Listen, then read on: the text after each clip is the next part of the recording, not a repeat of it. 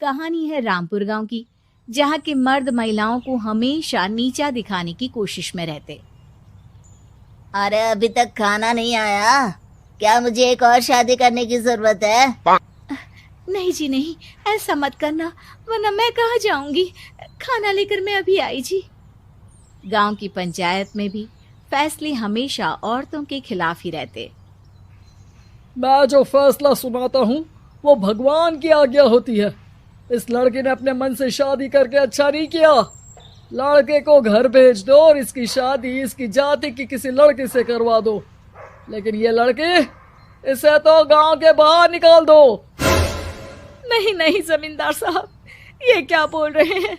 ऐसा नहीं हो सकता। मेरी बेटी मासूम है, इसे अच्छे बुरे की समझ नहीं है।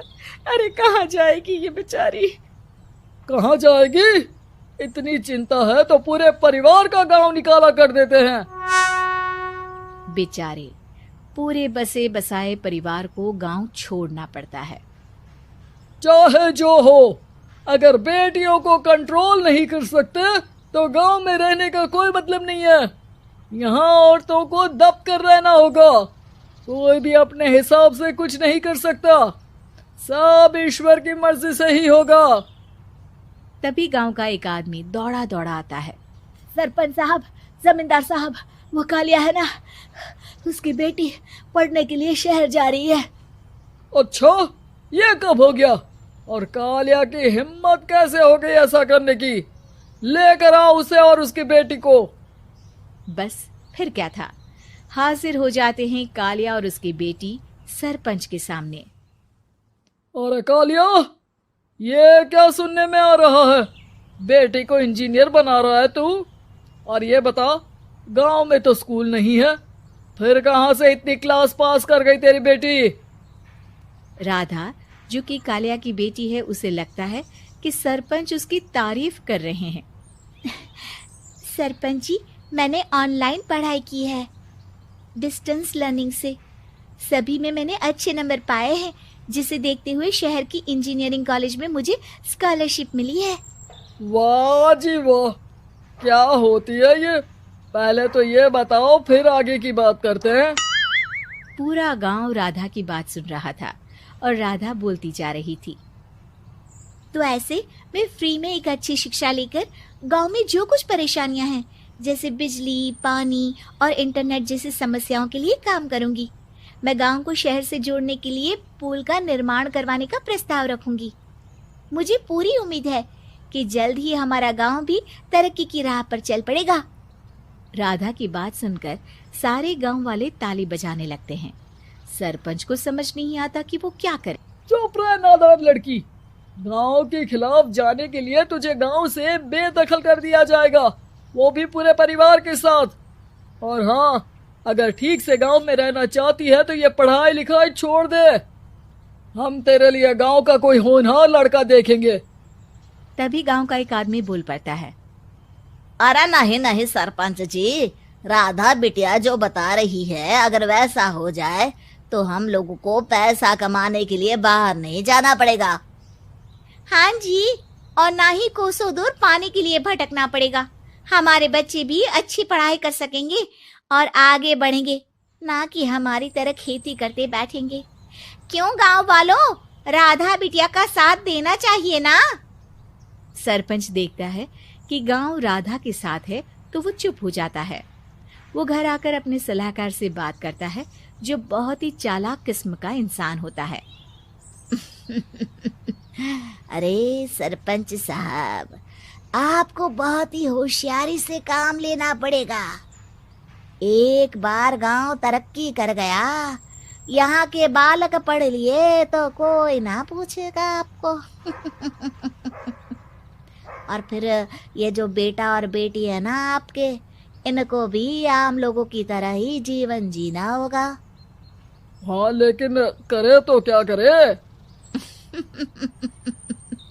वो ना आप मुझ पर छोड़ दीजिए, बस मैं जैसा बोलूं करते जाइए। अगले रोज सुबह जब गांव वाले सोकर उठते हैं तो राधा के घर के बाहर और साथ ही वो लोग जिन्होंने राधा का सपोर्ट किया था, उनके घर के आगे लाल रंग से कल आऊंगी लिखा होता है। कल आऊंगी, यह क्या होता है? अरे यह तो खून से लिखा है, लगता है कोई भूत प्रेत या चुड़ैल का साया है। चलो सरपंच जी के पास चलते हैं। सभी सरपंच के पास जाकर उसे सारी बात बताते हैं। अरे ये तो बड़ी मुश्किल की बात है। चलो मैं एक बाबा को जानता हूँ, उन्हें बुला लेता हूँ। सरपंच बाबा को लेकर गांव के घर के बाहर जाता है। ओहो, तो ये वो चुड़ैल है जो उन लोगों को निशाना बनाते हैं जो गांव को बदलने का सपना देखते हैं। वो गांव को ऐसे ही संपन्न देखना चाहती है। वो नहीं चाहती कि कोई बाहरी यहाँ का कायाकल्प करे। क्या तुम लोगों में से किसी ने गांव को बदलने की सोच रखी है? तभी राधा की माँ रोते रोते आती है। मेरी राधा घर से गायब हो गई है। अरे कोई तो बचाओ, मेरी बच्ची कहाँ गई?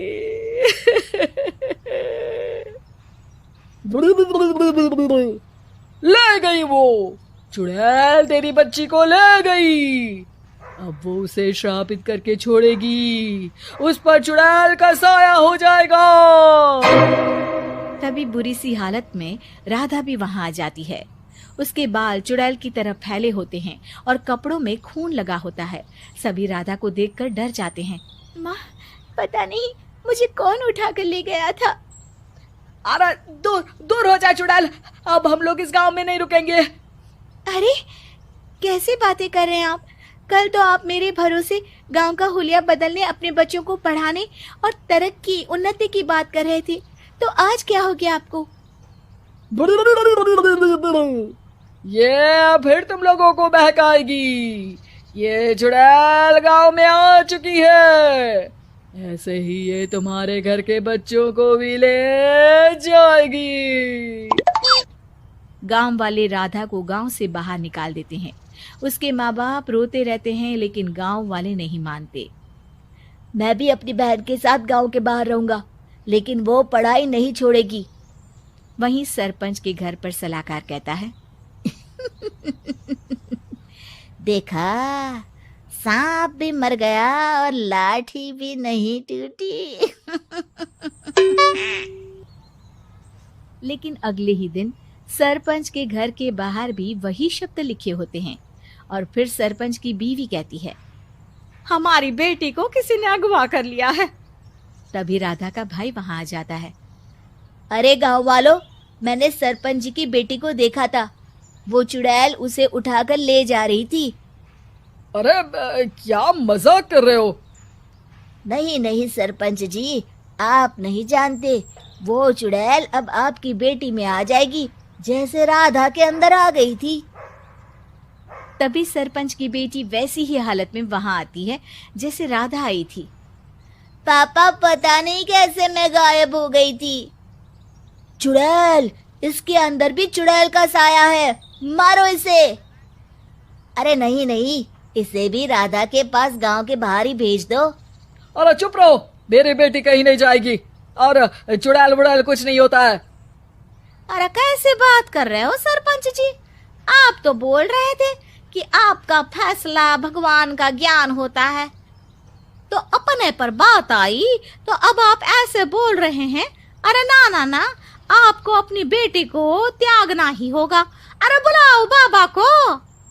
राधा का भाई बाबा को ले आता है, जिसे अब गांव वालों के डर के कारण सच बोलना पड़ता है। मैं कोई बाबा नहीं हूँ, मैं तो मोची था। ये सलाहकार महोदय ने मुझे कहा था एक्टिंग करने को। अब वो मुझे पैसे देने वाले हैं। अब मुझे माफ कर दो। गलती हो गई, मुझे माफ कर दो। तभी वहां राधा आ जाती है। देखा सरपंच जी, जब गांव के बच्चे साक्षर होंगे तो आप जैसे लोगों की चालाकी नहीं चलेगी।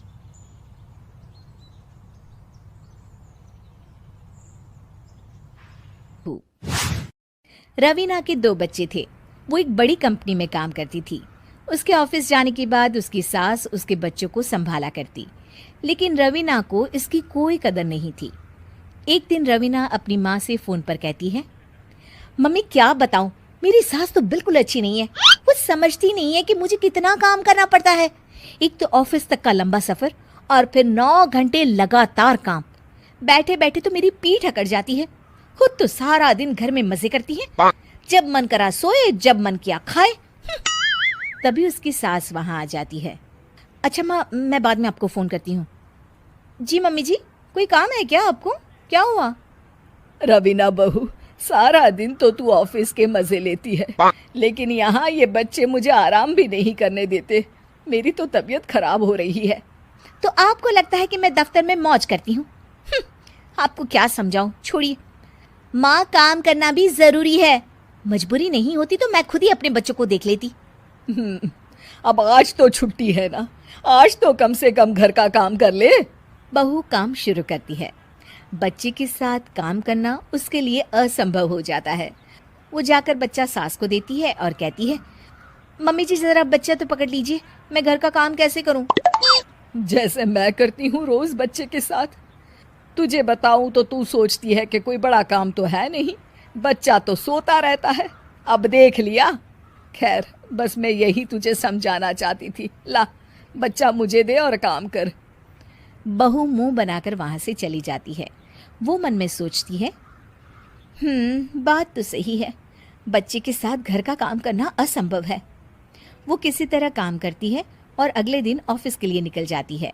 ऑफिस में उसकी सहेली उससे कहती है, यार तू तो बड़ी लकी है, तुझे तेरी सास खाना बना कर देती है, बच्चे भी देखती है और तुझे किसी बात की चिंता भी नहीं होने देती। अरे क्या लकी, बदले में मैं उन्हें पूरी कमाई जो दे देती हूँ और अपने बच्चे से दूर रहती हूँ वो अलग। हर किसी को ना दूसरे की प्लेट में ज्यादा घी दिखता है। जा अपना काम कर। अरे फिर भी ये तो है, यहाँ हमारे बच्चे को मैं क्रैश में छोड़ती हूँ, हर पल डर लगा रहता है कि क्या कर रहा होगा। खैर चल, मुझे क्या। बहू घर आती है तो देखती है कि उसकी सास उसके बच्चे को बड़े ही प्यार से खिला रही होती है। वो माँ को देखकर खुश हो जाता है। बहू मन में सोचती है कि बात तो सही है, सासू माँ सारा दिन काम करती है, मैं ऑफिस से आकर भी काम नहीं करती हूँ। वो सास के पास जाती है और कहती है, माँ जी थक गई आप? और क्या, सारा दिन चक्कर घीनी की तरह पूरे घर में घूमती रहती हूँ और अब उम्र भी नहीं रही। लेकिन चल तू बता, क्या हुआ, कुछ काम है क्या? बहू कुछ नहीं कहती, मुस्कुराकर वहां से चली जाती है। लेकिन अगले दिन सुबह सुबह बहू सास से पहले उठकर उन्हें चाय देती है। अरे आज सूरज कहाँ से उगा है, तू पहले उठ गई? चल अच्छा किया, मरने से पहले तेरे हाथ की चाय तो पी ली। चलो अब चलकर किचन में लगूं। माँ जी, आपको आज से काम करने की जरूरत नहीं है। काम करने की जरूरत नहीं है मतलब? क्या तू करेगी आज से सारा काम? इतने अच्छे तो हमारे नसीब नहीं है भाई। नहीं माँ जी, मैं नहीं करूँगी, ना ही आप करेंगी, बल्कि ये करेगी। तभी वहाँ एक काम वाली बाई आ जाती है। ये कौन है बहू? माँ जी, ये नौकरानी है और आज से सारा काम यही करेगी। मुझे माफ़ कर दीजिए माँ जी, मैं नहीं समझ पाई कि आप थक जाती हैं। आज से आप सिर्फ आराम करिए और मुन्ने के साथ खेलिए। और सास बहू बच्चे के साथ खेलने लग जाते हैं।